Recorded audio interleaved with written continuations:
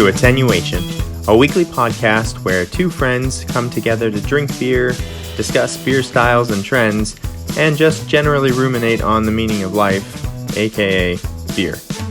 If you enjoy your time with us, we invite you to become a weekly listener and subscribe to the podcast. Without further ado, here is this week's episode.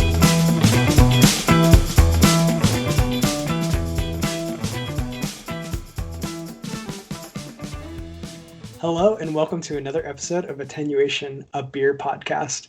My name is Jason and I'm here with my best friend since 8th grade, Steven. Hello. Steven. It's going wonderful. That's great. And we're continuously upgrading our technological situation. So Yes. we can see each other now. So. I know. I love this. I can see your beautiful face. It's getting better and better. So what is our topic for today, Steven? All right. Well, we are doing an episode about white whales. And for those of you who don't know what a white whale is in the craft beer community, it's those beers that I guess another word would be like bucket list beers or beers that you want to try. They tend to be more famous beers, more harder to get. Sometimes that's not necessarily, it's not always harder to get for everyone. Lots of times these are geographical. So a lot of beers up in New England or like on the California coast, if they don't distribute nationwide, then those beers are very, very hard to get. And then a lot of times they're just like one-off, so they're only available for maybe a day or a couple weeks or something a year. So anyway, these are just beers that tend to be rated very high. I mean, these could just be personal white whales, things that we will get to one on my list that just is just something that I want to try. I don't think it would be on a lot of people's white whale list, but yeah. So they tend to be beers that just are highly rated and highly sought after, and we're going to talk about some of the ones that we have caught and what we thought about them when we caught them, and then a few that are still at large. All right, I like it. So yes, whales we have caught and the flavor of their flesh, and whales we are still hunting.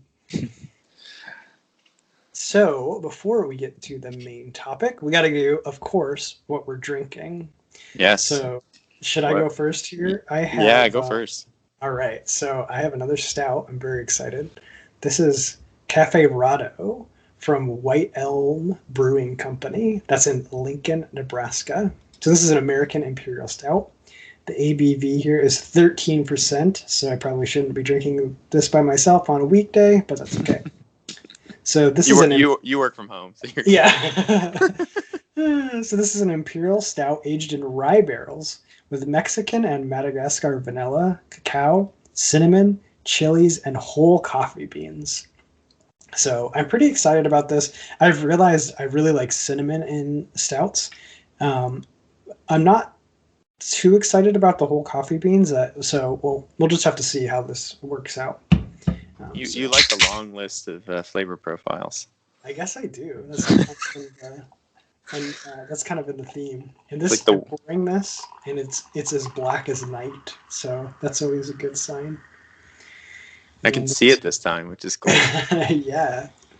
So yeah, this is going to be quite a challenge. I'm going to try to identify some of these flavors, but so on the nose right away, I'm definitely getting like dark chocolate, cinnamon, coffee, vanilla, maybe like almost like cigar smoke, maybe. I don't know if that's some of the barrel aging aspect, but salute to episode 3. Yeah.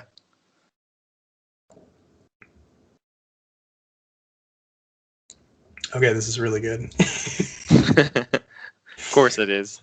Yeah. So let me so in the interest of me not just sitting here and having dead air, I'm going to give this some tastes and see, give my overall impressions of it. But why don't you introduce what beer you're drinking today while I enjoy this one? Okay, cool. Okay, so in the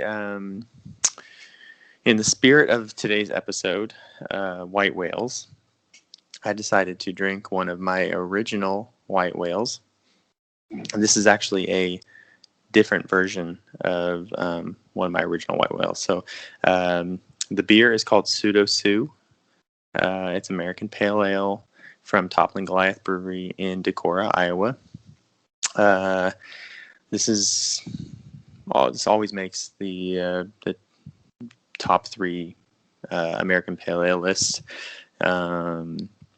This beer that I'm drinking today is actually a double dry hopped version. So for those who don't know, dry hopping is just a process during it's used during the brew process where after you've boiled your beer and you've cooled it and pitched yeast into it. So now the yeast are fermenting the beer. During the couple weeks of fermentation, you can do a thing called dry hopping, which is just adding hops to the beer as it ferments. So there's a lot of like questions about what it even means to say your beer is double dry hopped. Is it hopped with twice the amount of hops? Is it dry hopped twice during fermentation? It's just it's not a real specific definition of what it means to double dry hop, but in general, it just means that you've had additional additions of hops during fermentation beyond what the basic recipe. So Gotcha. this is Pseudo Pale Ale with a couple additional dry hoppings. And Pseudo, the original recipe is 100% Citra hopped. So it's just one kind of hop used, and there's a couple. So one of the popular iterations of Pseudo is the Mosaic double dry hopped. So that's where they dry hop in fermentation with a Mosaic hop. This one is just the straight double dry hop. So they just kept going with the Citra hop. So, okay, so it's Citra to begin and Citra for those. So it's Citra all the way through. All the way through. Yep. Interesting. I did not know that. Yeah. So this should be a really amped up version of one of my all-time favorite beers. And I will also report that I love Pseudo. We got it very briefly in one of the grocery stores, the fancier grocery stores around here, and I was delighted to buy some, but then it quickly evaporated into thin air. So one of my favorite aspects of Pseudo is, and this is a flavor profile from Citra is mango. And this is even crazier. Like as soon as I opened the can, start pouring it, it was like mango all the way. That's awesome. Yeah, it's 100% mango. All right, I'm going in. And I can see it looks very good.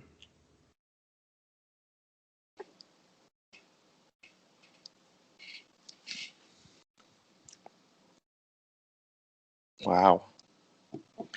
That's really good. It's really good. I would like to do a side-by-side tasting with the original. That would be an excellent comparison. Yeah. I expect it to be less bitter because dry hopping usually tends to impart more fruit flavors and fewer less bitterness. But it's bitter. It's pretty bitter, surprisingly. It's just a lot of pine coming through, which is another Citra hop flavor. It's like bright citrus, bright pine, and mango. And this is, they it's certainly amped up with all Citra. Nice. Sounds like a good one. And I like your idea of comparing it to if you could get them side by side. Yeah. That would be especially interesting. All right, so I'll give you my tasting notes on Caferrado and also I'm going to give you a thumbs up, thumbs down going forward. So, when I first started tasting craft beers, I was like, I had this notebook like one of those fancy moleskin notebooks someone got me for my birthday or something. And Mhm. like I was like, oh, I'm never gonna use this. Like, what am I ever gonna use this for? But then I got this idea. I was like, oh, I'll write tasting notes in it. So I have like really stupid tasting notes. This stupid notebook. But what I eventually realized is like rather than score things, um, because it's so subjective, all I ever really want to keep track of is like, would I like to drink it again, or would I not like to drink it again? So eventually, what my notebook just became was a list of beers I had tried, and if I thought it was worthy of buying again, I put a star next to it, and if I thought it wasn't, no star. And that's basically kind of been my metric going forward. So I'm actually really like this one. It's you just get sweet chocolate in the entrance, and then it kind of settles into the vanilla and the cinnamon, and then there's a little bit of coffee at the end, and I do think I'm detecting a little bit of rye on the finish because this is aged in rye barrels. And overall, the coffee's not overpowering. All the flavors are present, and they're kind of balanced in a really nice way.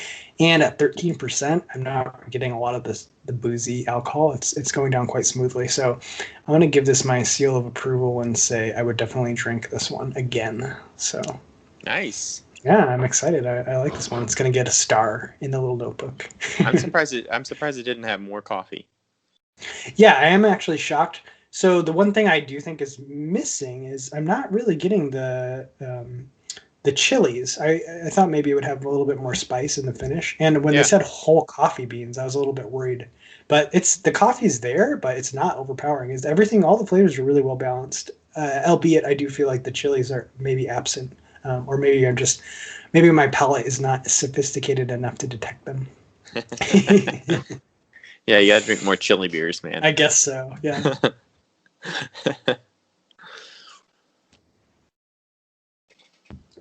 So what's your? We were both sipping at the same time. I know. So what's your verdict Bad form, on? bad form. What's your verdict on the that double dry hopped? Yeah, I mean, I would. I never turn down Pseudo any kind or any way. Um, but it's not my favorite. I will say I have had the Mosaic double dry hop version, and I think that may be my favorite. Just because I think sometimes you do need like multiple hops. They just balance each other out. I think this is like, I mean, if you want Citra in your face all day, this is it. I mean, there's like this. There's just no hiding it. It's a lot of pine. It's a lot of it's like I said, it's more bitter than I thought, but no, it's. I mean, it's Pseudo Sue. I'll drink it. You won't say no to Suda. This is I'll drink it every time. You put All this in right. front of me every time. So it gets a star in your notebook as well. Yeah. That's awesome. All right, so that is what we are drinking today. I think we were going to cover. Did you want to cover this top 50 list? Yeah. So breaking news. Breaking news. We Well, need actually, by the time this episode is available, it'll be a little bit late. But yeah, breaking news today. The Brewers Association released the top 50 brewing companies by sales volume, and no real surprises actually. There was no changes really to the within the top 10. There weren't really significant changes. Youngling and Son, Boston Beer Company, and Sierra Nevada are the top three, and they have been for a while. Boston Beer Company is Sam Adams and Dogfish Head are their two main beer brewers that they own.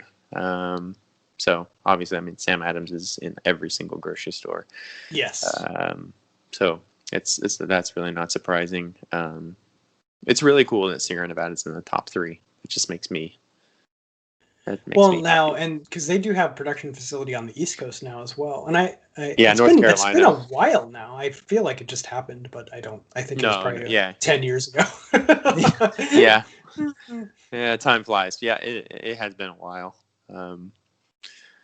But yeah, they're in North Carolina as well, I think. But I think even before then, they were distributing pretty widely. Okay.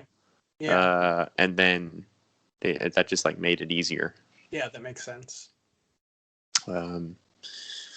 But yeah, other than that, Bell's Brewery is in the top 10, which is a hometown brewer for Jason.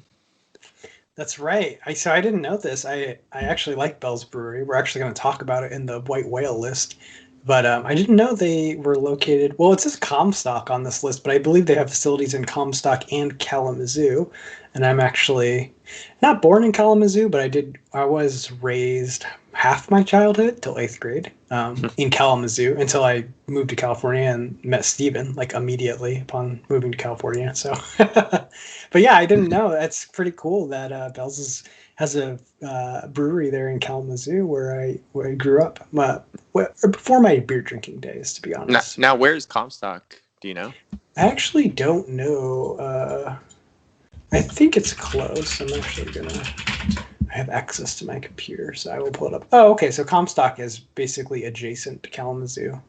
Okay. So actually, it might even be Comstock County or something like that. I honestly don't remember. Yeah. I failed my geography class for Michigan. But yeah, some of the other top 10 Deschutes in Bend, Oregon. That's a favorite of mine. Mirror Pond Ale. We talked about Black Butte Porter last week. Just some good beers coming out of Bend, Oregon. Stone Brewing in San Diego, one of my all-time faves.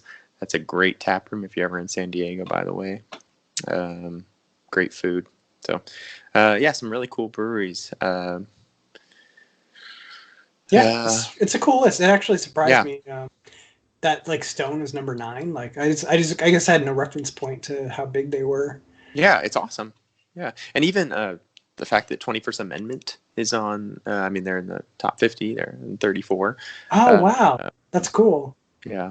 In fact, I just saw they had Hell or High Watermelon in a grocery store here in Texas. So they're pretty much everywhere. So it makes sense, but it's really cool to see what I think of as smaller independent craft brewers getting nationally distributed and brewing at high volumes, you know.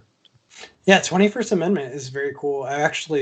So one of their locations is kitty corner to Drake's. So we did do a trip. I did a brewery trip where we just knocked out Drake's and 21st Amendment in one trip. And 21st Amendment probably has to be hands down the coolest name for a brewery in existence. So props to them. You just can't beat 21st Amendment. Hey, another good one, which is on the list at 42, is St. Arnold Brewing in Houston. Nice. As far as names for a brewery, being named after the patron saint of beer. Arnold. Man, that's maybe that is the best name. I immediately have to eat my words because there is. Look it up on Wikipedia. There is indeed a patron saint of beer brewing, which is it's pretty dope. A hero to all, St. Arnold. All right, cool. So, let's get into the main topic. So, I think first let's cover whales we have caught, and then kind of our reactions to them. Okay. So, do you want to take the first one, and then we can just pass it back and forth? Yeah, I'll take the first one. One of the first ones is this is a beer I've mentioned a few times on the podcast already. It's very famous, and it's called Pliny the Younger from Russian River Brewing in Santa Rosa, California. It is a triple IPA. It is brewed once a year. This is kind of just sort of a fun history. They just because I know so much about this beer, it's easy for me to talk about. But they brew this once a year. It's always in February, so they're kind of brewing it throughout January, fermenting it. So usually it's the first weekend in February, kicks off a 2-week Pliny the Younger event where it is available.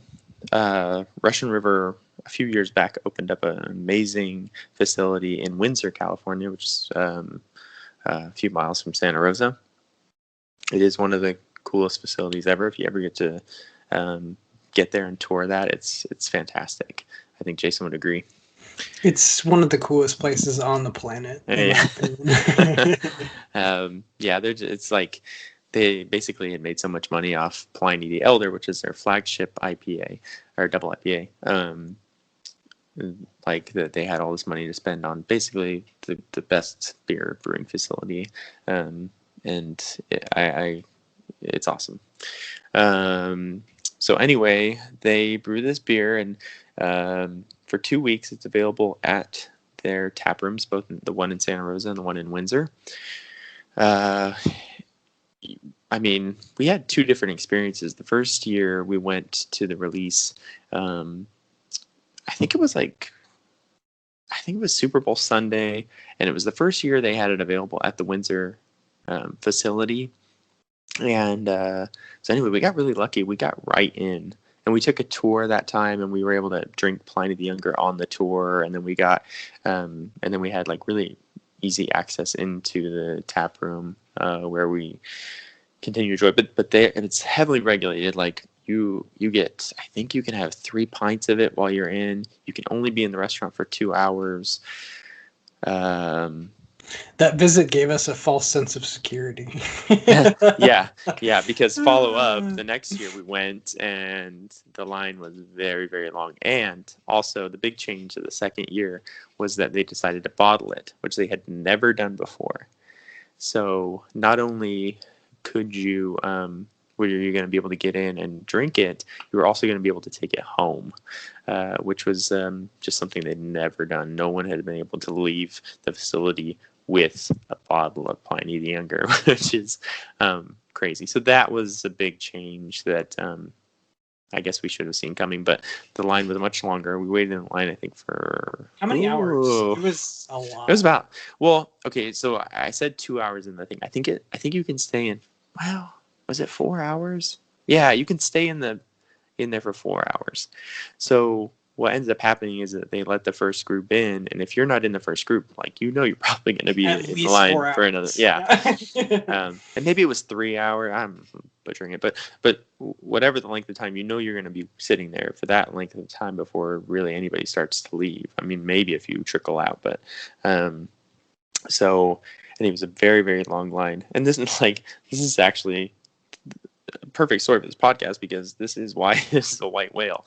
It is so hard to get. And people, I mean, I had very close friends of mine calling me a crazy person for standing in line for 4 or 5 hours just to get a beer, like. Who is standing in that line with you, buddy? My bestie. Because I'm also that crazy. And you know what? It was worth it. I mean, did it even really feel like that long of a wait? No, and the line was so fun because everyone in that line is like just as crazy about craft beer as you are. So we were just striking up conversations left and right about, what's good, where are you from? And people are coming from all over to go to this release. So the energy is there. It's kind of like going to, like opening night at the movie theater for the new Star Wars movie or something. There's just this like sense of excitement in the line, and everyone's in a great mood there. So the whole experience is worth it, I think. But we were in line for many hours. Well, and it's actually a great analogy because, like, look, if you go 2 weeks after the Star Wars movie comes out, you're not waiting in a long line. It's like, there's no big deal. It's easy to go see the movie. And so like, from an outsider's perspective, it's like, dude, go drink some other beer at another place, or like, you can get a triple IPA somewhere else, but it's Pliny the Younger. I mean, this is like exactly. one of the most, if not the most famous craft beer, at least these days, and it's just cool to be there. It's just, you're with other people who love craft beer. I remember seeing an article in the paper about this lady. She had never had craft beer before, and that was her first craft beer with Pliny the Younger. And I'm like, that doesn't even make sense. Yeah, right. Like, that's where you're starting. That's insane, by the way. And if she enjoyed it, that's even more insane. But yeah. Anyway, it's such a cool experience. And I have a picture memorializing the moment when I first drank Pliny the Younger on the tour. It's hands down my favorite picture of me. It looks like I'm ascending into heaven as I drink it. There's like this glow around my bald head that just That's amazing. it might be the sunlight, but it might be the beer gods shining down on me. I don't know. I think it was the latter. Well, I remember because the second time we went, we were kind of in that side room. And I remember, so you're allowed to get 2 pours of it, I think, and it's on they give you a wristband, and then when they give you your pour, they tear off, the little ticket, so you can only get 2 pours. And I remember just looking down. We were actually at the bar, and I was just looking down the whole bar, people getting their first pours, and just like watching them have the experience. It's so cool to people just to watch huge beer nerds like get their nose down in that beer and then take a sip and then just see, all the calculations that are occurring inside their mind as they try to parse this insanely complex beer. So you would say that was a whale that you caught that was worth it. Oh yeah. I mean, I wish I probably can't describe the beer that well, like without it in front of me. Sure. It's always hard, but well, yeah, just another tidbit about so sorry to cut you off, but no, you taught me this. Don't they actually change the recipe every year? They do, yeah. And I mean, I think like the problem is there's every hop harvest is different, right? Mm-hmm. And this is something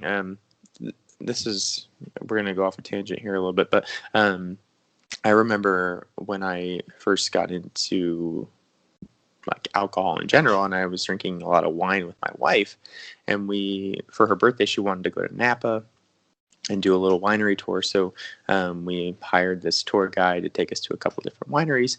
Really cool experience. But I was asking him because I really I had such little knowledge at this time, and I was asking him like when they make wine, like do they add things to it, right? Do they add fruit? Because you'll read different wine tasting profiles like, oh, hints of raspberry and da, da, da. And I was like, did they ever add stuff? Like, is that? And he was like, no, it's just from the grapes. Like this is just grapes. So that's the equivalent of that in beer is where you have these hops and you have hop profiles that give off melon and blueberry and pine, and it's all these flavor profiles that we list off when we're tasting. And a lot of that just comes from the hops. Mm. Now, beer, lots of different beers tend to, they will fruit the beers. They'll add other stuff, which is a little different than wine. But I wish I knew where I was going with this. The variation between year to year. Yeah. So anyway, so you have this hop harvest, and so the brewers, Vinny and I think his wife is Natalie, at Russian River, they go, and of course, like they're so well known, they get like the first pick of hops and stuff, and so they go up there, and they're basically tasting hops, they're smelling them, and their abilities are so fine-tuned that they're able to like figure out a combination of different hops that are going to get them to the point where they want to get, and so maybe that means changing one hop, but like they have a flavor profile in mind, like this is Pliny the Younger, and then it's just how you get there might change. That's really cool. So yeah, they know the end product, and their expertise is parsing through the variation in the hop, yield year to year. It actually reminds me of, if you ever saw the documentary Jiro Dreams of Sushi. He sends his buyer to the fish market, and he basically turns to the camera and he says, basically, for each fish I'm looking for in the market, there is one fish of that type that is the best fish at the whole fish market. That's the fish I'm buying. Like, I'm hunting down and buying the absolute best fish every day at the fish market to serve in the restaurant. So yeah, it's kind of reminiscent of that. So that is cool. So, okay, we're marking up Pliny the Younger as a whale that was satisfactory. Absolutely. All right, so I'm going to share my first whale, and it's, spoiler alert, dissatisfactory. Oh, no. So my first white whale is Jai from Cigar City Brewing. They're based out of Tampa, Florida. So this is an American IPA, 7.5% ABV. And so this is kind of brings me to a topic I wanted to cover in this episode, and that's hype. So every hobby has hype, and you just never know if things are hyped because they deserve it or if they're just hyped because whatever, it's the flavor of the week. So I was really excited to try this beer, and the first time I tried it, I think now it's highly regarded, it's highly rated. So it could be just my own personal preference. I could be totally off base. Send us your hate mail. But I did not like this beer, and that was actually my first experience of like trying a beer, because I would swear like I would look at things on, I'd look at ratings, I'd look at the top 250 beers rated on Beer Advocate, and just look at these high scores. So I was convinced I was going to love it, but we got the opportunity to drink it. So I've had it multiple times. I actually had it at the Great American Beer Festival. I didn't like it, and then I had it again. We got it for whatever reason. We got it in our local grocery store, and I thought, it's been a couple years. Maybe I misjudged that beer. Maybe I didn't give it a fair shake. I bought a 6-pack of it. Didn't like it. So yeah, it's just kind of a beer that on its face it's extremely highly rated and just didn't resonate with me for whatever reason. So yeah, that was a white whale of mine, a personal white whale that I really wanted to try, that when I finally caught up to it, it just wasn't worth the hunt, Stephen. as to continue with our whale hunting analogy. Hey, a great memory related to that is that I remember our first trip to the Great American Beer Festival. I knew very little. All I knew going into that festival was I like gozas. That's right. So I had I was like, but I knew there were going to be tons of sours there, so I was super excited.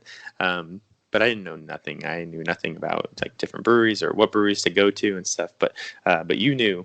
We need to go to Cigar City. Yes. So that was our first stop. We ran there, and we got beanies. You still have your Cigar City beanie? I do. Yeah, me too. Yeah, they gave away free beanies. Still have that beanie, and yeah, that was our. I assume that's when we got Jai. Yep, I wanted to try Chew, and actually I didn't write this down on the list, but now that you're reminding me of this.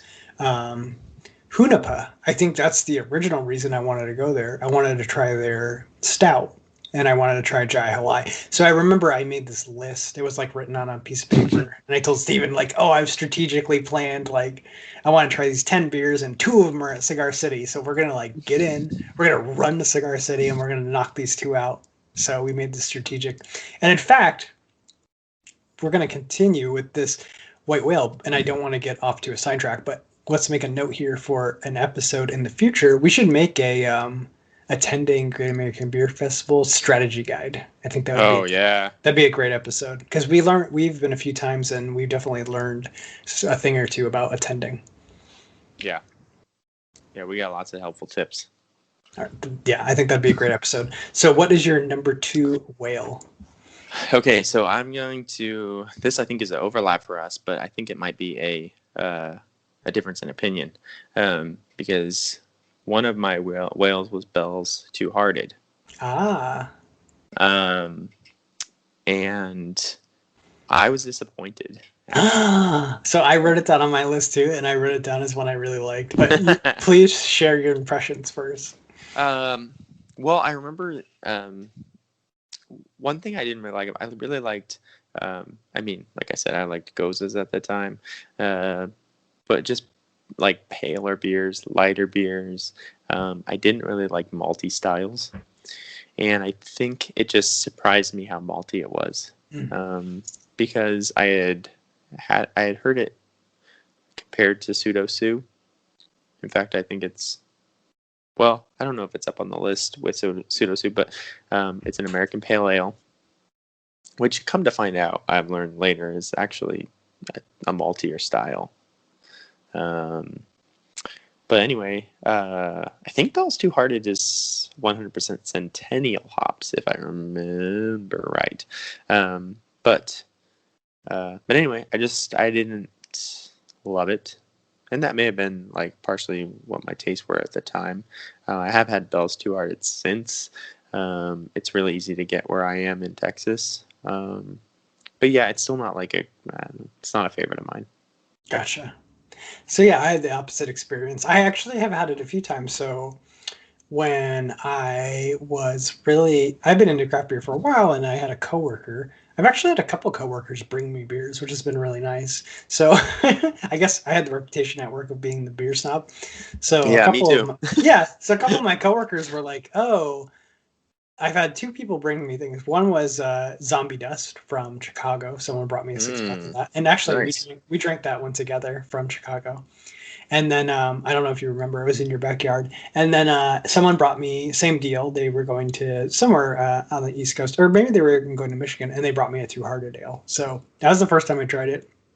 Loved it. Lived up to the hype for me. And then we tried it again at the Great American Beer Festival. Loved it the second time.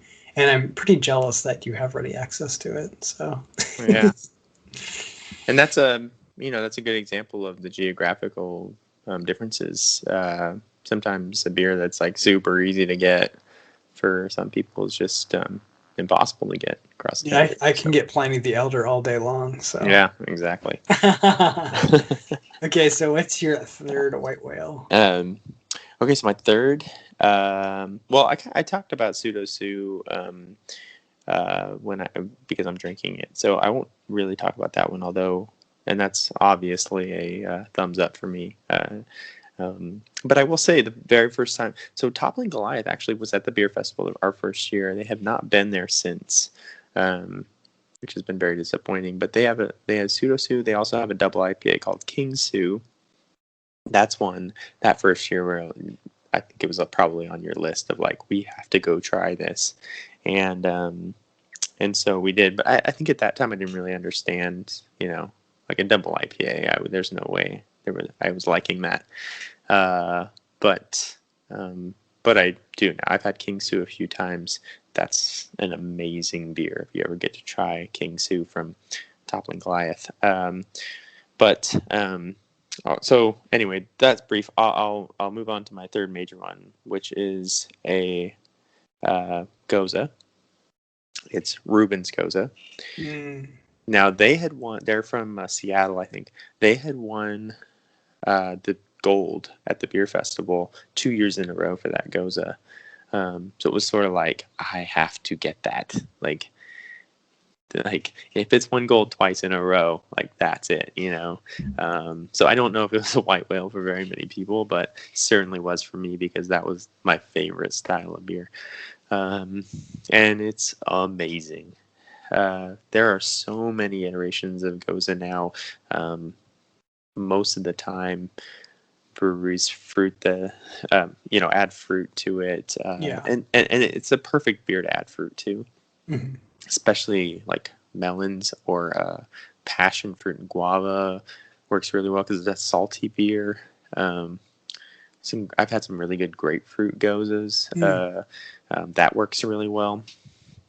So anyway, it's a beer that lends itself to being fruited, but the original style is really just wheat, coriander, and salt, and those are the ingredients for a Goza. Keep it simple, stupid. Yeah. And I've had a few basic Gozas, but they used only those ingredients. Reuben's is by far just incredible. It's like lemony and tart, and just like this crisp, they call it a sour beer, but it's really just tart.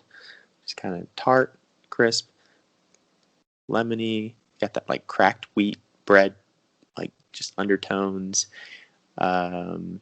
Man, it's just so good, and they're usually like 4 or 5%. We've talked about bitterness units, IBUs. It's usually like a 7 IBU. So there's no bitterness. It is just kind of sweet, kind of tart, and just kind of a bright, almost like seltzer water, ease of drinking and refreshment. You're making me crave one right now. Oh, tell me, I crave It's that I crave it description. every day, but it's very hard to find Oh, that's for me. awesome. Yeah. So that's it. Reuben's Goza, man. That's my number one white whale that I caught and I loved. That's on a short list for brewery visits too. So Yeah. we'll see how that plays out. Well, we might do a podcast in the field report live. Mm. So my third one is Illusion of Safety. Now, there's been a couple different variants of this, but I remember you got this beer. So this is from Adroit Theory Brewing Company, and they're based in Virginia. And this is a sour, and I remember you got this bottle from Tavor, and it looked so cool. Like the art that Adroit Theory does should be on posters or T-shirts. Like the Their can art is so cool. Yeah, it's amazing. So you got this beer, and I was so excited to try it. And we opened it, and it just like exploded. So something had happened in the shipping or the canning where it just wasn't good. So we weren't able to drink it at that time. So, being denied it only made me want it more. So one of the years we were at Great American Brew Festival, they had the mango version of Illusion of Safety, and oh, this is a whale worth catching. I just remember it was one of the most sour beers I've ever tasted in my entire life. It was so sour. And I remember they were telling us because they were pouring it into our taster, and it was so thick too. And they were warning us like, hey, you need to really rinse your glass out after you drink this because if you don't rinse it out very carefully, it's gonna taint whatever you pour in there next. It was like a mango smoothie. Yeah, it was. It was so thick. It was viscous. They were pouring it as like motor oil. And so it was amazing. So being denied it the first time, I was so happy to get to taste it the second time. And everything I've actually had from Adroit Theory, I've been really impressed with. Not only, obviously the tasting and the beer experience, but yeah, just kind of the names, what they name their beers, and then the can styles. I'm very tempted to keep their cans when I do receive them because the art is so cool. I guess they're huge, like metalheads there. Ah. So I think a lot of their beer names are from like metal albums and stuff, and they just like always have like super loud metal music playing in their tap room. So it's just their thing. That's awesome. That would explain a lot. I'm not into metal, but yeah. Yeah. Yeah. Oh, that's such a great one, man. I remember I just kept going back to that. Yes. Booth. Like, can I have more of that? Like, is there a limit? There is no limit. No limit. Okay, so what is your next white whale? So that covers all the ones I've caught. Okay. Do you have any more that you've caught? So let me do my last caught, and then I'll tell you some of the ones that are still at large. So my last caught is Fundamental Observation from Bottle Logic Brewing. They're based in Anaheim, California. This is probably hands down my favorite beer in the world. It's really highly rated. So part of the way I found some of these was I knew the first time we were going to Great American Beer Festival, there's going to be a lot of beers that are rated in the top 250 beer list on Beer Advocate, and I really wanted to try them. So, like, for example, Pliny the Younger is number 6, so pretty highly rated. Fundamental Observation is number 13, and loving stouts and knowing they were going to be there, I really wanted to try it. And it was definitely worth it. I can't even begin to describe how good this beer is. And, obviously it's really hard to recall, like, tasting notes on the fly, but it's an experience, to be sure. So the funny part of the story too is like I remember tasting that beer and it was so amazing. And then I remember going, so my wife is a huge Disney nut, so she's always dragging me to Disneyland. So she'll always get the season pass and then she'll go with some of her friends, but every couple of trips she's going to drag me along. So I always try to figure out something. I do like Disney, but I was going to say you love it. Yeah, I kind of do love it. I just don't like to admit it. But so one of the times I'm like, okay, we're going to be in Anaheim, we're going to go to Bottle Logic. Like, they make fun of a Fundamental Observation. They ought to be amazing. So kind of a split score here. Definitely worth getting Fundamental Observation. Although when I went to the brewery, I was not impressed. I got like the whole flight of everything they had on tap. Obviously, they didn't have fundamental observation. That's like one of those, once a year kind of things they make. But Yeah. I just wasn't super impressed with their lineup. Not to say it was bad, but the problem is in it. This is kind of, feeding back into the hype conversation. I was so blown away by fundamental observation that I had built up the expectation for the rest of their lineup to be amazing. And then Yeah. when it was just solid, I was not impressed. So, although I did, so the other thing that I do like to do, well, I have a lot of weird, like neurotic hobbies around beer. So, one is every brewery I go to, I will buy a glass with the name of the brewery. And they had the coolest glasses ever. So Bottle Logic had these little like tulip glasses. They're like tasting glass size, Mm, but they're tulip glasses, and they're like the crown jewel of that's awesome. my glass collection. I always bust them out when I'm sharing a beer with people. So overall, fundamental observation, amazing. I wasn't blown away by their lineup, but send us your hate mail if I'm off base.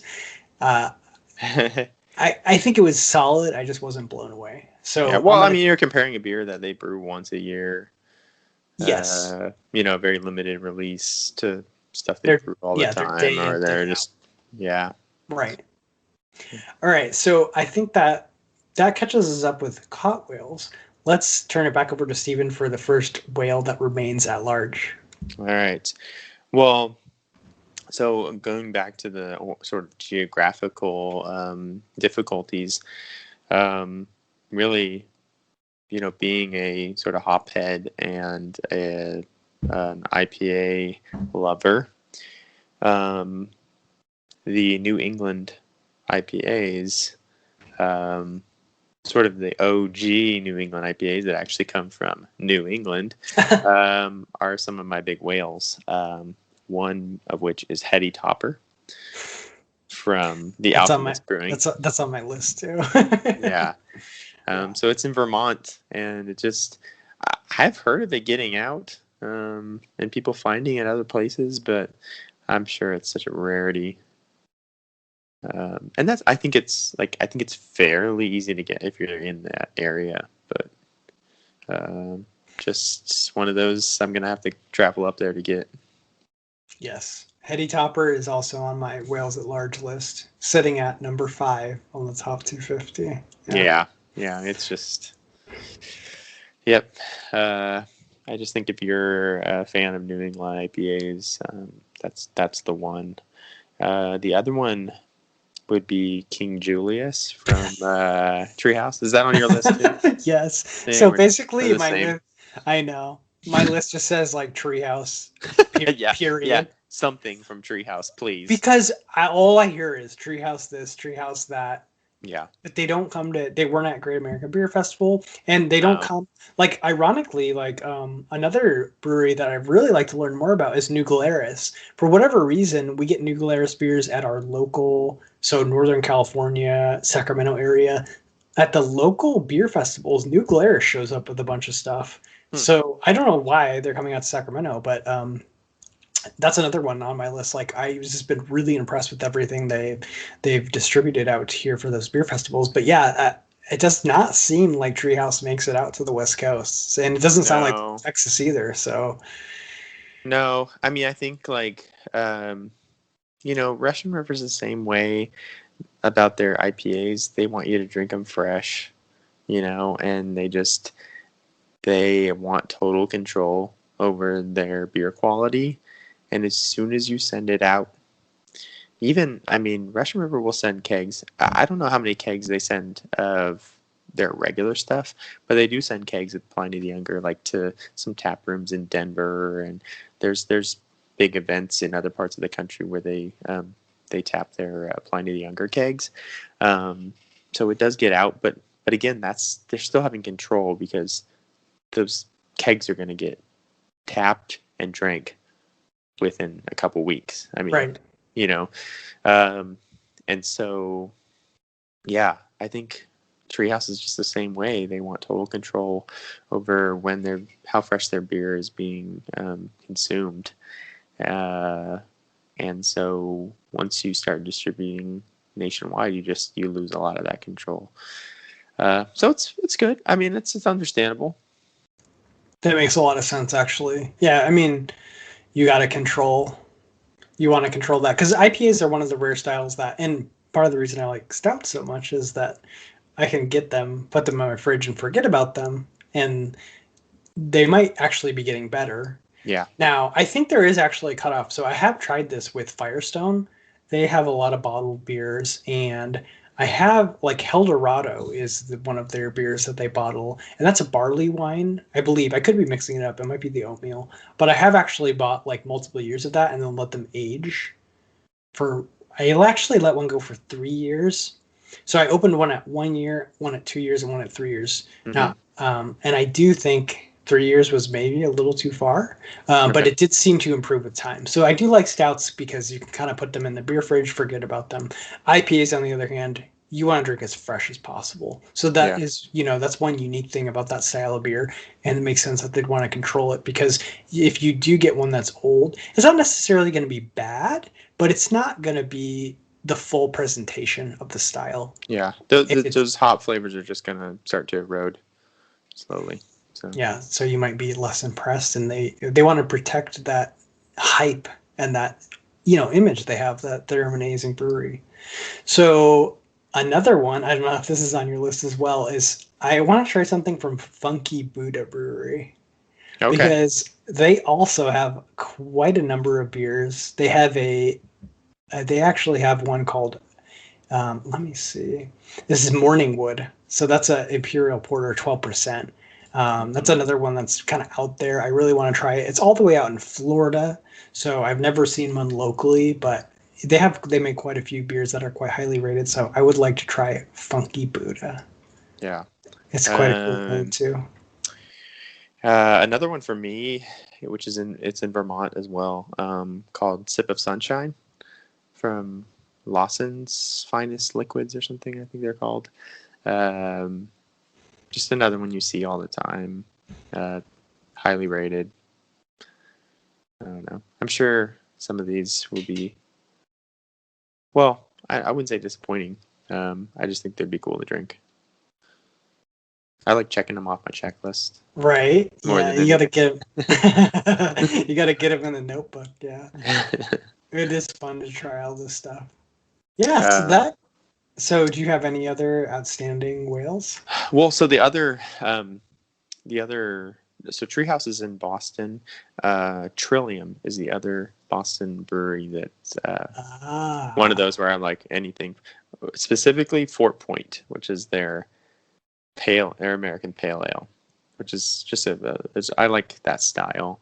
And so Fort Point from Trillium, I think, is pretty much always on the top, other than Zombie Dust from Three Floyds, always at the top of the list for American Pale Ales. So that's nice. A must. That's a must drink for me. Okay. Yeah. Well, we're gonna have to get to some of these.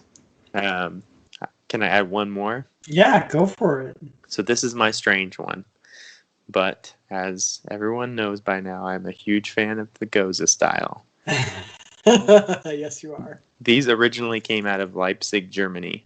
That's where they were brewed originally. Okay. There are still brew pubs in Leipzig, Germany, serving traditional Gozas.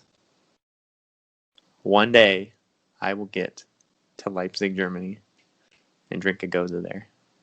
So that sounds dope. That will probably be the truest expression, even better than Rubens. And then I won't die so much as I will just fade off into oblivion.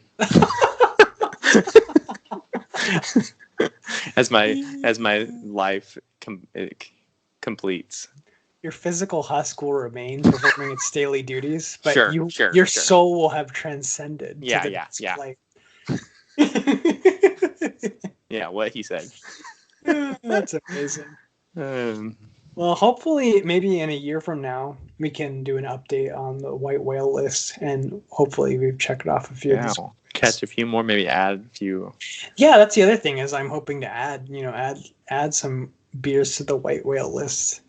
We talked last time about the hopeful resurgence of Ballast Point. Maybe they're going to release something amazing now that they're independently owned, and that will add to the white whale list. Yeah. All right, my friend. Well, do you have anything else you want to add to this week's episode? No, that's it, man. That was a fun one. I almost couldn't stop writing as I made my notes. There were so many things I wanted to talk about, but that was fun. Definitely a good topic.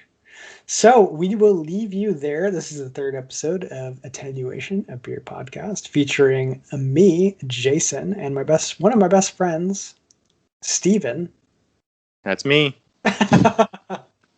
And we are signing off. We will see you in 1 week for episode 4. Yeah, thanks for listening.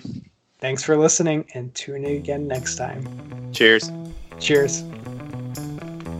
Thanks for listening to this week's episode of Attenuation, a beer podcast. Don't forget to hit that subscribe or follow button, and we'll catch you next week. Cheers.